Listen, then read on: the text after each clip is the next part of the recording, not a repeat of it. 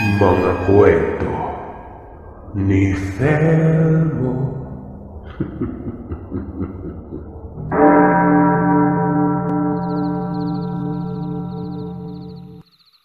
Tawagin niyo na lamang po ako sa pangalang Lorenzo. Nakatira dito sa lalawigan ng Leyte. Dekada 90. Na mga panahong ito ay kasalukuyang nagtatrabaho sa lugar ng Mindanao bilang isang construction worker, kasama ang matalik kong kaibigan si Uging. Sumama kami sa kapitbahay naming si Mang Max noon, na nagtatrabaho sa Mindanao. May kaanak kasi siya sa parte ng Mindanao kaya't napadpad kami doon. Nung naroroon na nga kami sa lugar ng pagtatrabahuhan, hindi nagtagal ay may nakilala kong magandang dalagang Salvadora sa may karinderyang malapit lamang sa pwestong pinapasukan kong trabaho. Unang tingin ko pa lamang sa dalaga, nahulog na kagad ang loob ko. Kakaiba kasi ang dating niya sa akin, Sir Seth. Sa tuwing nasisilayan ko ang napakagandang mukha ng dalaga ay hindi ko maipaliwanag ang nararamdaman ko noon. Yun bang sa sobrang lakas ng pagkabog ng dibdib mo ay parang may mga dagang naghahabulan. At kapag nasa harapan ko ang dalaga, natatameme na lamang ako at parang biglang umurong ang dila ko. Kaya naman inaasar ako palagi ni Uging na torpe. Nasa harapan ko na umano ang palay. Ayaw ko pang tukain. Kumbaga, ang dalaga nang lumalapit sa akin at nagpaparamdam. Dapat ay sunggaban ko na umano dahil baka mamaya itukain pa ng iba. Yun na nga, Sir Seth. Para makita ko palagi ang dalaga at para makapagpapansin na rin ay tuwing kinatanghalian, palagi kaming naroroon sa karinderya ng kaibigan ko. Doon kami nanananghalian upang sa ganon ay lagi kong nasisilayan ang dalaga. Hindi nga naglaon ay nilakasan ko na ang aking loob na sabihin sa dalaga ang tunay na nararamdaman ko. Sa totoo lang, siya ang kauna-unahang dalagang minahal ko. Simula nga nang magtapat ako sa kanya at sinabing aakit ako ng ligaw sa bahay nila, ay pumayag naman siya noon. Kaya't kapag wala akong pasok sa trabaho ay pumupunta ako sa bahay ng dalagang si Feliza para umakyat ng ligaw. Pero ang ikinapagtataka ko ay hanggang sa balkonahe lamang ako ng bahay nila pinapanik ng dalaga. Ni minsan ay hindi pa ako nakakapasok sa loob ng bahay nito. Ang rason palagi ng dalaga kapag tinatanong ko ay mahigpit umano na kabilin-bilinan ng kanyang inang bawal magpasok ng ibang tao sa bahay nila. Kung sakali mang may mga bisita silang hindi inaasahan, ay hanggang sa balkonahe lamang ng bahay ang mga yon. Pero kahit ganun pa man, binaliwala ko na lamang yon at hindi pinapansin. Pumunta man kasi ako doon para manligaw sa dalaga ay hindi para mag-usisa sa bahay nila. Pero itong kaibigan kong si Uging ay medyo may pagkamabusising tao nun. Sa kadahilan ng kapag sumama siya sa akin na pumunta sa bahay ng dalaga, ay hindi niya naiiwasang mangulit kay Feliza. Kinukulit niya ang dalagang papasok umano siya sa loob ng bahay dahil gustong-gusto niya makita ang loob nun. Sinasaway ko naman siya at sinasabihang huwag kulitin si Feliza dahil nakakahiya dito. Magpasalamat na lamang kami dahil hinaharap at inaasikaso kami ng dalaga sa tuwing pumupunta kami sa bahay nito. Nga pala, sa liblib na baryo naninirahan ang pamilya ng dalagang si Feliza. May kalayuan ito sa pinagtatrabahuhan ko. Pero kahit may kalayuan man sa baraks ang tahanan ng dalaga, kung saan kami nananatili ng kaibigan ko ay matyaga akong pumupunta sa bahay nito tuwing araw ng Sabado at Linggo. Yun lang kasi ang araw na wala akong pasok nun. Ano ba naman yan, Man Max? Huwag mong sabihin kami pang magpuputol ng mga punong yan. Napapakamot sa batok na tanong ng kaibigan kong si Uging sa foreman namin ng minsang iminuestro sa amin ni Mang Max kung saan kami mag-uumpisang magtrabaho ng umagang yon. Sa ngayon, oo, kayo na muna ni Lorenzo ang magpuputol niyan. Dahil kasalukuyan pang naghahanap ng mga tauhan si Bossing. Baka siguro bukas o sa makalawa, nandito na mga makakasama niyong trabahante. Tugon ni Mang Max sa amin. Sabay naman kaming napapakamot sa ulo ni Uging. Dahil hindi namin inaasahan ng araw na yun na magpuputol ng mga naglalakiang kahoy na nakaharang sa pagtatrabahuan namin. Agaran na nga naming inumpisang linisin ang bahaging pagtatrabahuhan. Habang naglilinis ay panay ang pagkikwentuhan naming dalawa ni Uging para hindi na namin namamalay ng oras nun. Alam mo ba duda talaga ako dyan sa nililigawan mo Wala akong tiwala. Saad ba sa akin ng kaibigan ko? Ano na naman yung duda-dudang sinasabi mo ba Ikaw talaga kahit kailan napakalikot ng isipan mo. Iiling-iling kong wika sa kanya nun. Hindi ba Seryoso talaga ako. Malakas ang kutob kung kaya tayo hindi pinapapasok sa loob ng bahay ng dalagang nililigawan mo. Dahil sa may sikretong malupit ang pamilya nito. Ayaw nilang malaman natin yon. Bulalas na saad niya at animoy siguradong sigurado talaga siya sa mga binibitawang salita. Natawan na lamang ako sa sinabi ng kaibigan ko. Hindi ko lubos akalain nang dahil lamang sa hindi kami pinapapasok sa loob ng bahay ni Felisa. Pinag-iisipan niya na ng kakaibang pamilya nito. Ay nako, sige na, magtrabaho na lang tayo at huwag na natin pag-usapan ng tungkol sa pamilya ni Felisa. Uwi ka ako nun. Bahala ka. Basta ako sinasabi ko lang ang kutob ko. Matagal mo na akong kilala. Hindi ako nagkakamali sa kutob ko. Giit pa ng kaibigan ko nun. Tinanguan ko na lamang ang kaibigan ko at sinabihang bilisan na namin ang ginagawa. Kinahapunan, matapos naming magtrabaho ay inaya kami ni Mang Max na mamalengke muna sa bayan. Nang sa ganoon ay may natatabi kaming pagkain sa loob ng 1 linggo. Kung hindi nyo kasi na itatanong, malayo ang palengke sa baryong kinaroroonan namin. At kung sasadyain namang pumunta sa palengke para mamili ng pagkain, nilalakad namin ito na mahigit kalahating oras bago makarating doon. Kaya naman palagi kaming pinaalalahanan ni Mang Max na mamili palagi ng pang 1 linggong pagkain tuwing sumasahod para hindi na kami mahirapan pang magpabalik-balik. Tuwing tanghali lang kasi nagbubukas ang maliit na karinderyang kinakainan namin kaya't kinailangan naming mamili ng pagkain para sa pang-agahan at hapunan. Lumipas sa mga araw, nagkaroon kami ng katrabahong tawagin na lamang natin sa pangalang Mang Lucas at Mang Tonyo. Ang dalawang ito mga kagiliw ay kaidaran lamang ng foreman namin na si Mang Max. Mabait ang dalawang lalaking bagong kasamahan namin. Magaling makisama, masisipag. Ginagampanan talaga nila ang mga trabaho nila. Kaya naman walang masabi ang foreman namin sa kasipagan at kabaitang ipinamalas ng dalawa nun. Pero habang lumilipas sa mga araw ng pagtatrabaho, ay may napapansin ako. Kakaiba. Partikular na kay Mang Tonyo. Napansin kong halos hindi na ito nagpapahinga sa trabaho. Kahit nakatirikan ng araw ay panay pa rin ang pagtatrabaho nito, na para bang walang kaparguran sa sarili.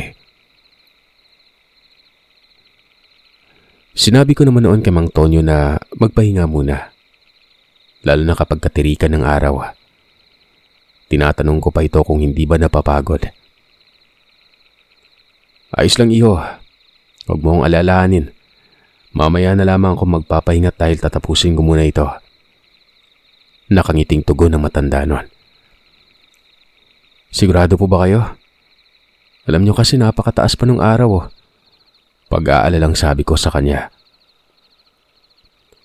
Tumango ang matanda at iminuestro nito ang kamay bilang pagtugon sa sinasabi ko.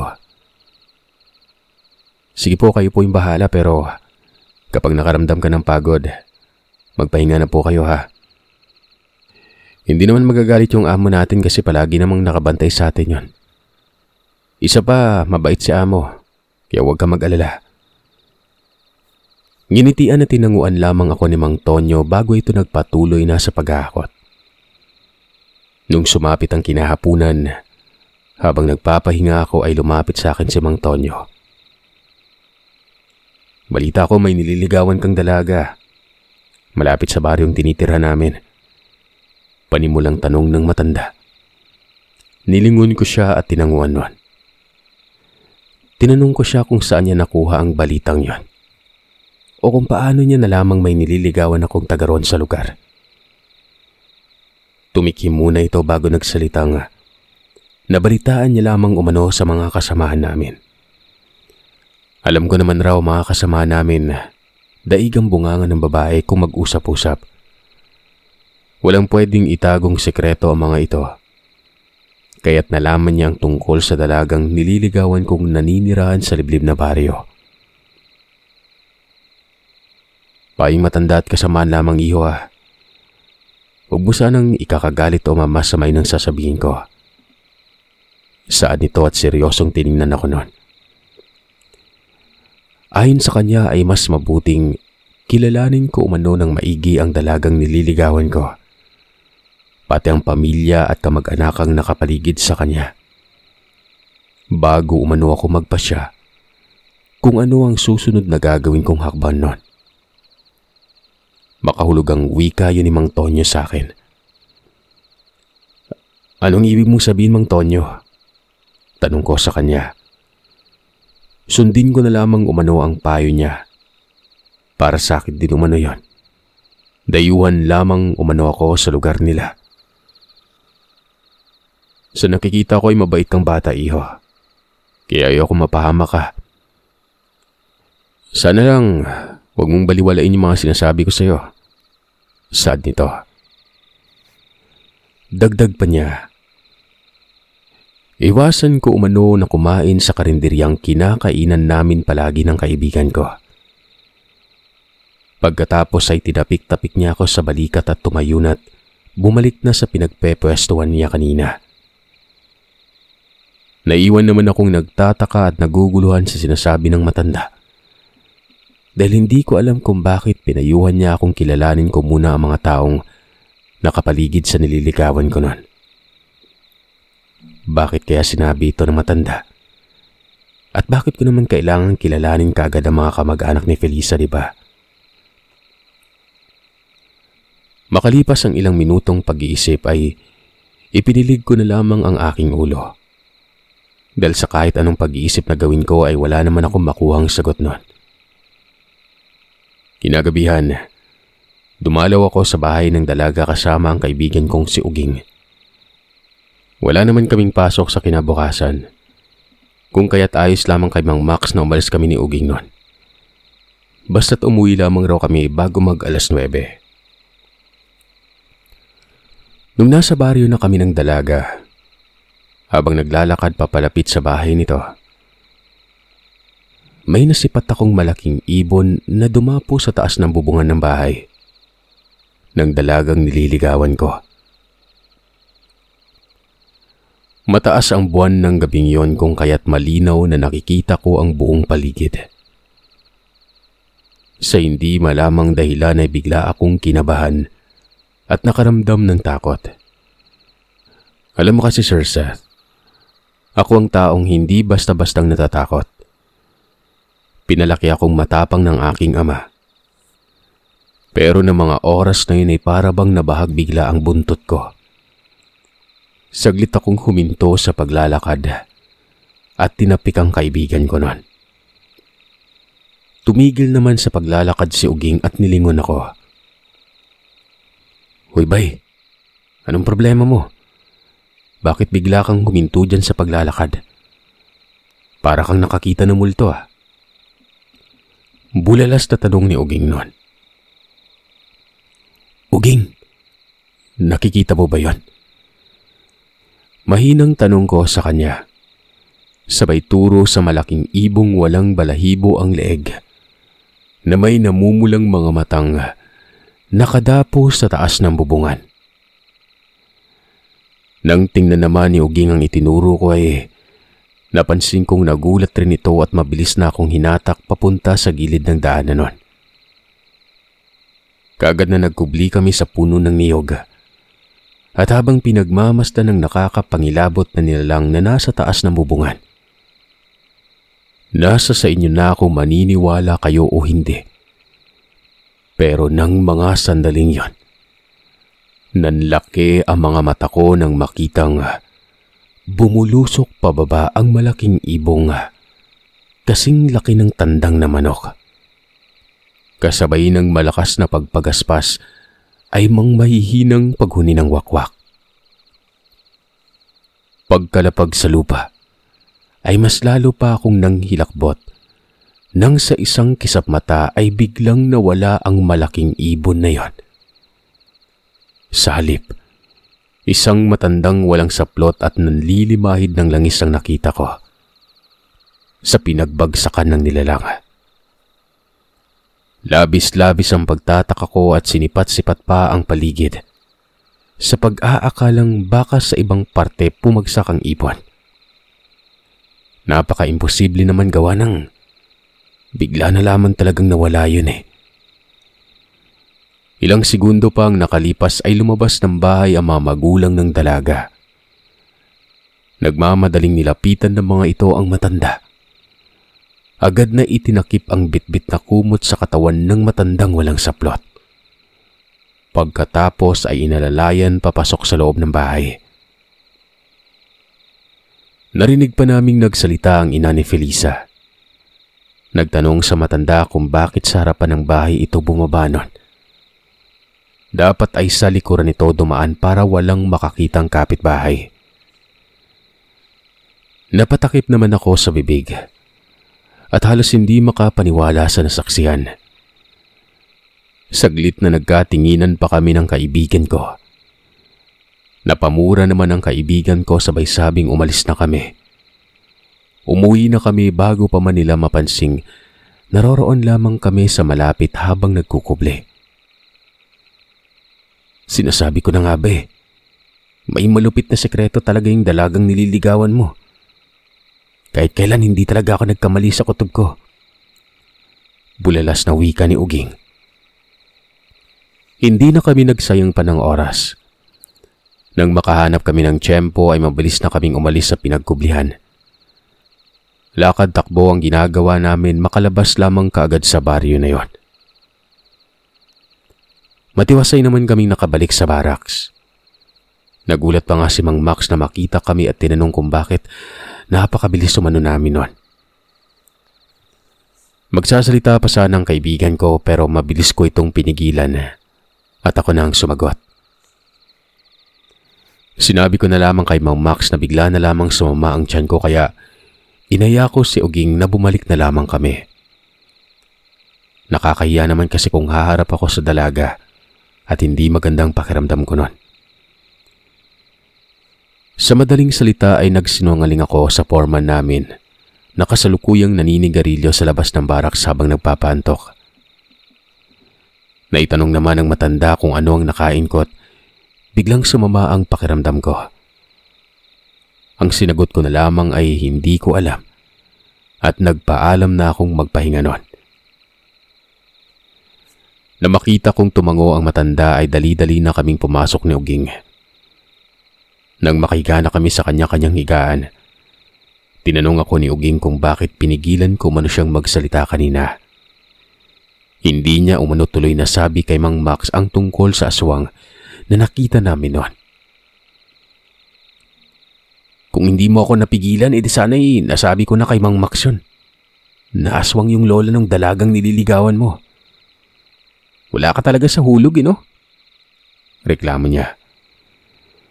Sinabi ko naman na hindi kami siguradong aswang ba talaga ang lola. Malay namin, nagkataon lamang na naroroon ng matanda malapit sa pinagbagsakan ng ibon na yon. Sos, magpapalusot ka pa talaga. Kitang-kita naman talagang aswang yung matandang yan eh. Kung hindi, ano yung ginagawa niya doon at bakit wala siyang saplot at nalilimahid sa langis, diba? Tanong niya.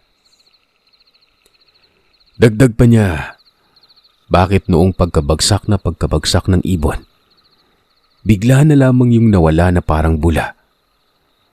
Tapos ang nakita naming marahang tumayo ay ang matandang namumuhagag ang buhok.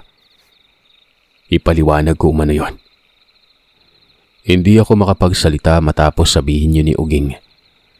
Dahil sa totoo lang ay kitang-kita ko na naman ang nangyari nun. Ano? Hindi ka makapagsalita dyan, no? Dahil totoo yung sinasabi ko. Alam mo ba ngayong alam na natin ang totoo. Iwasan mo na lamang yung dalagang yun kaysa naman mapahamak ka pa. Anya. Natigil lamang ang pag-uusap namin nang pumasok na si Mang Max at humiga na sa higaan nito. Matapos nga ang pangyayaring yan, Sir Seth, ay sinubukan kong iwasan si Felisa. Sakto namang may bagong tayong maliit na karinderya sa pinagtatrabahuhan namin nun. Doon na kami kumakain ng pananghalian ni Uging. Kahit na gustong-gusto kong makita ang dalaga, ay pinipilit kong huwag sundin ang bugso ng damdamin ko. Sa isip-isip ko, nililigawan ko pa lang naman ang dalaga eh. Wala pang namamagitan sa aming dalawa kaya hindi naman siguro ako mahihirapang kalimutan siya. Araw ng linggo, inaya kami ni Mang Lucas na pumunta sa bahay nito. Wala naman na raw kaming ginagawang trabaho. Ano ba naman umano yung magliwaliw umano kami paminsan-minsan. Lumabas kami ng barracks para makamamasyal man lamang sa mga karatig lugar. Tara na, samahan ko kayong maglibot-libot sa baryo namin para naman may makilala kayong ibang tao maliban sa amin ni Paring Tonyo. Masayang aya ni Mang Lucas nun. Hindi ko alam kay Mang Max. Mang Lucas, kung papayag siyang lumabas kami ng barracks, mas mabuti siguro ikaw na yung magpaalam para sa amin. Wika ni Uging sa matanda sabay kindat nun. Napapailing namang natatawa ang matanda at nilapitan na nga si Mang Max. Ipinagpaalam niya kami dito na siyang agaran namang ikinasang-ayon ng foreman namin. Wala naman umanong problema dito basta't mag-iingat lamang kami palagi nun. Niyaya pa ni Mang Tonyo si Mang Max na sumama na rin ito. Tumanggi naman ito. Gusto niya lamang umanong magpahinga. Gawa ng medyo masama umanong pakiramdam niya. Nako, sayang naman. Bala ko pa naman sanang ayain kayong mag-inom. Gusto ko sanang ipatikim sa inyo yung tubang dala ng asawa ko galing Leyte. Wika pa nito. Nang marinig ni Mang Max ang katagang inuman ay tila ba sinapian nito. Dahil sa nagmamadali itong tumayo at kumuha ng damit pang itaas. Sabay isinuot habang naglalakad palapit sa amin. Dapat sinabi niyo kaagad kanina pa na mag-iinuman pala. Alam niyo namang alak lang ang nakakapagpagaling sa sakit ko eh. Kayo talaga. Napapalatak na wika ni Mang Max at napapangiting umiiling-iling yon.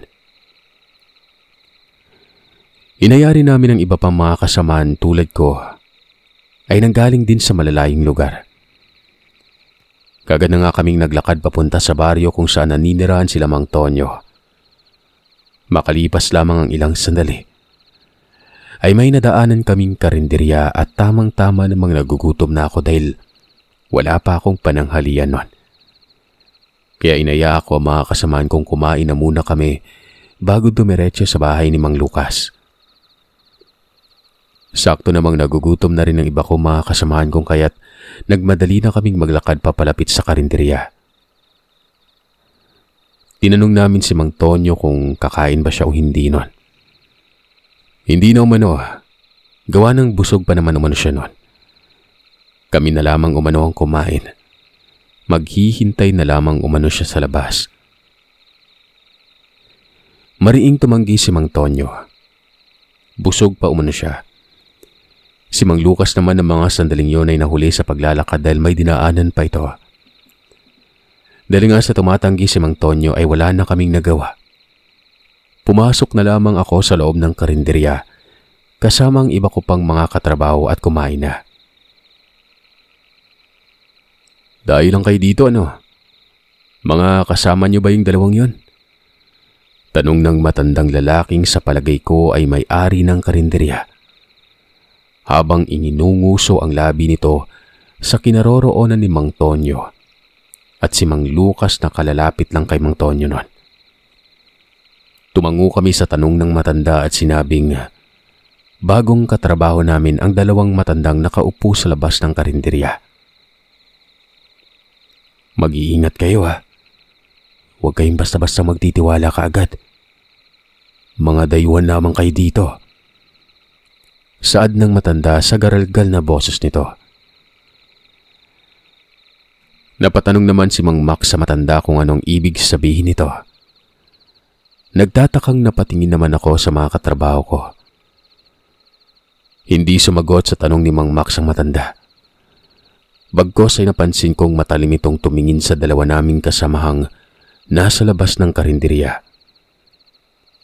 Habang pinagmamasdan ko ang matanda ay parang pamilyar ang kanyang itsura sa akin noon. Hindi ko lang maalala kung saan ko siya nakita. Magsasalita pa sana si Mang Max pero mabilis nang umalis sa pwesto namin ng matandang yon. Nakita ko pa sa gilid ng mga mata kong saglit na huminto sa hindi kalayuan ng matanda. Nang tingnan ko ito ay nakita kong tinitigan nito ng kakaiba si Mang Lucas na para ba itong papatay ng tao. Kung matulis nga lang na bagay ang titig na ipinukol ng matandang yon, baka bumulagta na sa lupa si Mang Tonyo at Mang Lucas. Sa ibang parte nakatingin ang dalawa, kaya hindi nila napansin ang masamang tingin na ipinukol sa kanila ng matandang ito. Marahang siniko naman ako ni Uging at sinabihang kumain na. Huwag nang pansinin ng matanda dahil baka may alitan lamang ang mga yon. Yan siguro yung dahilan kung bakit kahit anong pilit natin kay Mang Tonyo na kumain muna. Ayaw niyang kumain. Baka may alitan sila ng matandang yan. Matapos kumain ay kagad na kaming lumabas ng karinderya at nagpatuloy na sa paglalakad patungo sa bahay ni Mang Lucas. Tahimik lamang kaming naglalakad na para bang may kakaibang tensyon ang namamagitan. Makaraan ng ilang sandali, tuluyan na kaming nakarating sa mumunting tahanan ni Mang Lucas noon. Nasa gitna ng malawak na parte ng kalupaang may kalayuan sa kapitbahay. Nakita ko pang sa bawat gilid ay may mga pananim na kamoting kahoy at may ilang hilerang maisan sa hindi kalayuan. Meron din naman mga gulay na pananim, gaya ng sitaw na hitik sa bunga at mga talong. Kung kaya't namangha ako't panandali ang nakalimutan ang babala sa amin ng matandang nasa kainan kanina. Agad namang nagkatay ng manok si Mang Lucas at gawin raw naming pulutan. Habang si Mang Tonyo naman ay kumuha ng kamoting kahoy at niluto yon. Ang asawa naman ni Mang Lucas ay abala rin sa pag-aasikaso at pagluluto. Pasensya ka na Ate Mayat kung hindi ka namin naabisuan ni Lucas.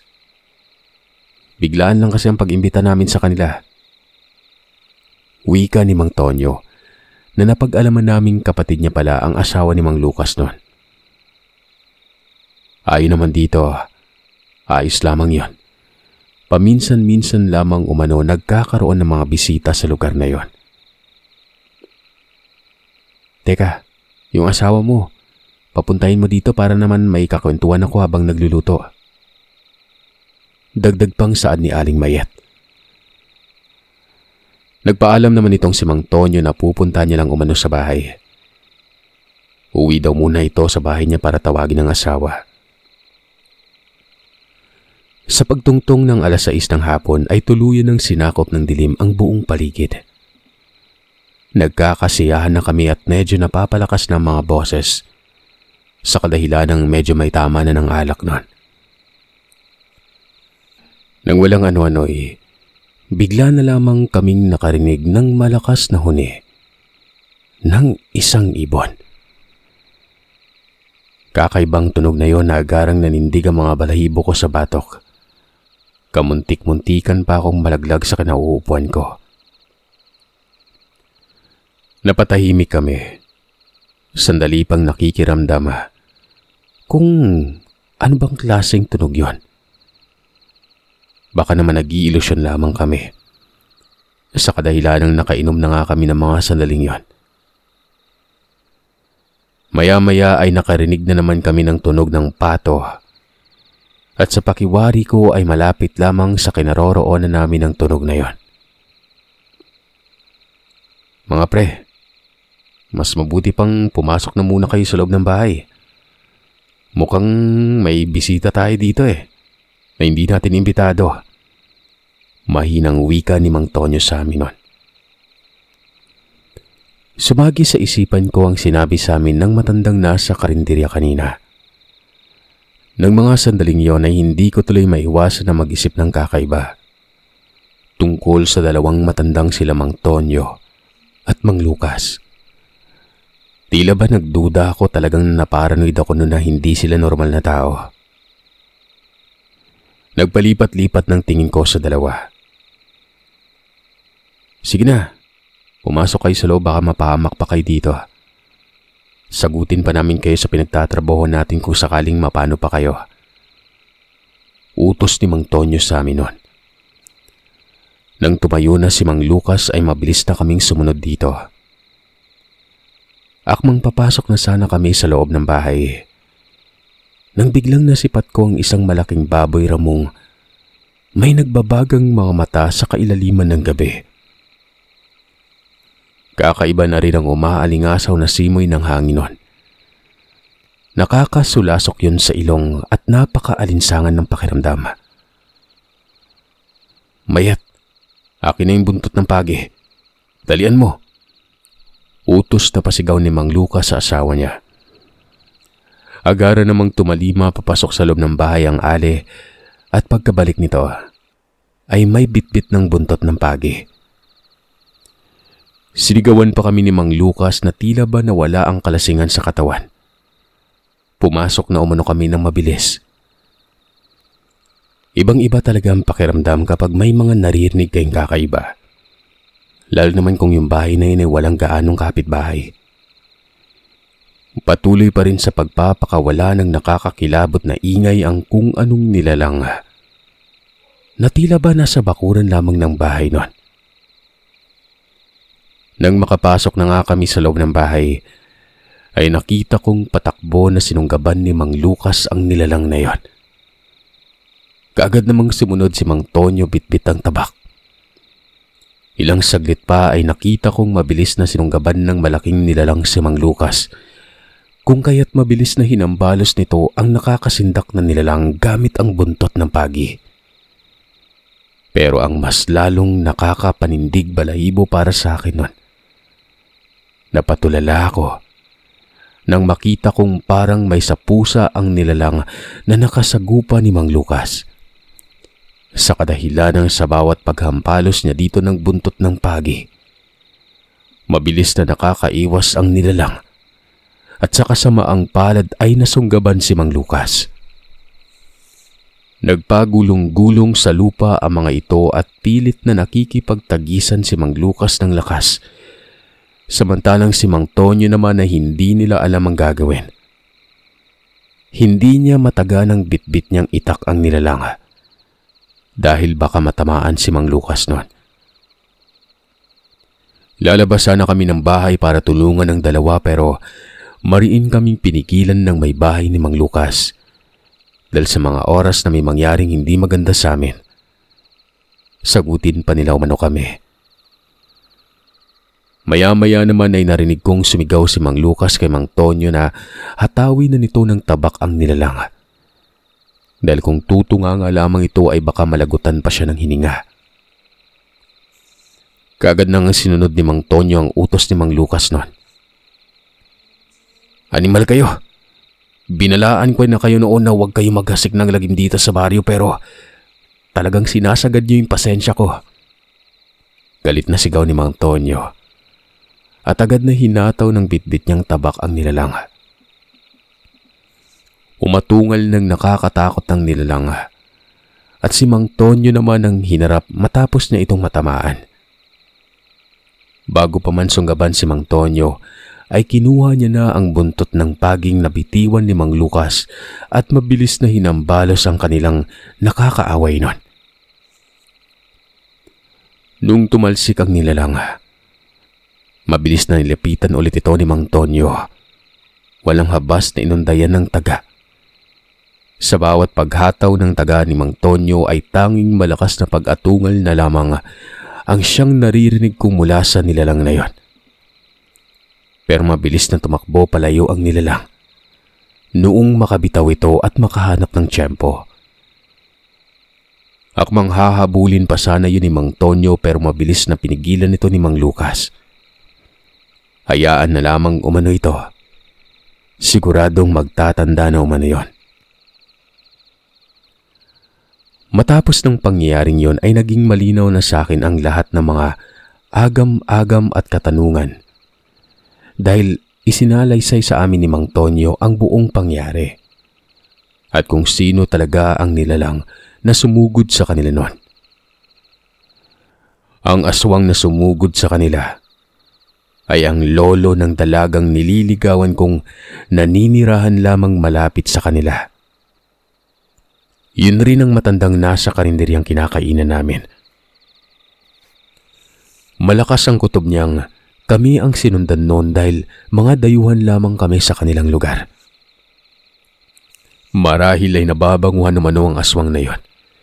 At hindi napigilan ang sarili kong kaya't naglakas ng loob na sumugod sa bahay ni Mang Lucas para makapangbiktima. Nagulat naman kami nang marinig namin yon dahil sa doon pa naman kami kumain kanina sa karinderya kung saan naroroon ang matanda.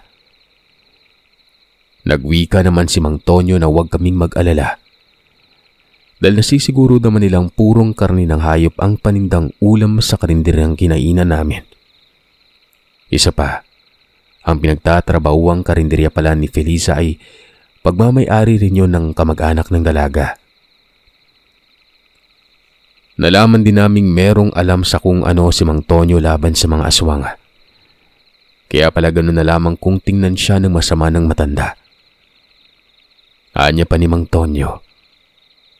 Unang tingin pa lamang raw niya sa akin ay nakikita niyang unti-unti na akong minamarka ng aswang. Kaya nga hanggat maaga pa ay binalaan niya na ako kagad noon.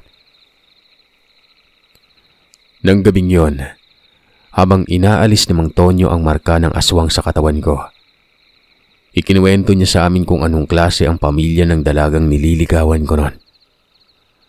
Mga dayuhan lamang umano ang binibiktima ng pamilya ni Felisa.